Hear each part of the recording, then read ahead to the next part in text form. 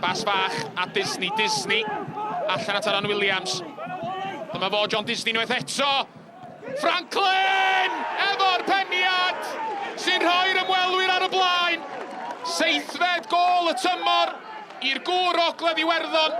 Oedd hi'n daran o beniad ac efo honna mae Cei Connah yn cymryd cam bach arall tuag at sicrhau yr ail safle holl bwysig na.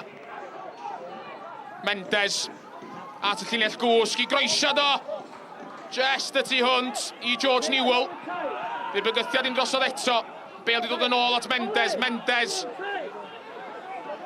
Methu dianc oddi wrth Aaron Williams. Mae'n cael ei groesiad i mewn! A mae Bala wedi taro nôl yn syth. George Newell efo'i gôl gynta ers iddo fo sgorio yn erbyn Cei Connah yng Nghwpan Cymru ar ddechrau'r mis. Dyn ni mewn i 5 munud ola ar hanner cynta. Josh Williams cymanu'r Bale i mewn i gwrdd cosbi'r Bala. A mae wedi canfo cefn yr rwyd. Sut nath honna sleifio i mewn, dwi ddim yn siŵr. Penia George o ran. Yn ôl ar draws wyneb y gôl. A fe fethodd am ddiffynwr y Bala i gic. A'r Bale yn crafu dros y llinell. Franklin. Llwyddo i ganfo Jack Kenny. Heibio i waed, Jack Kenny! A'r bediad gan Ramsey. A'r Bala'n clirio. Glaw disgyn yn drymach wrth i Cei Connah gael Cei Gornel. Nash yn cael ei ben ati! A'r Bale yn disgyn ar dop y bar.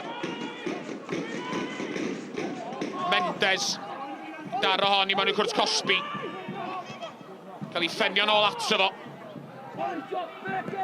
Ail groesiad gan Mendes. A'r peniad fodfeddi heibio'r postyn.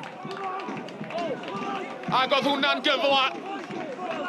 A mae Anthony Kane gwybod hynny.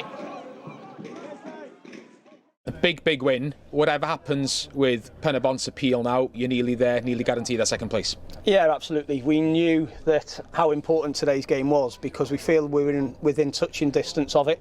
You know, results dependent tonight. We could have got ourselves over the line. You know, obviously we don't know what's going to happen with Pennabont's appeal, but we'd imagine that the 6 points that they've been docked will come off at some point. And at the moment, it puts us in a really strong position. But we knew we had to come here tonight against a Bala team that will never make things easy for us. And I thought we were full value for the victory. And I thought, you know, if we'd have taken a couple of our chances in the second half, we could have made it a little bit less edgy for ourselves. I said to the boys at half time, I actually thought we were the better team in the first half and went in 2-1 down.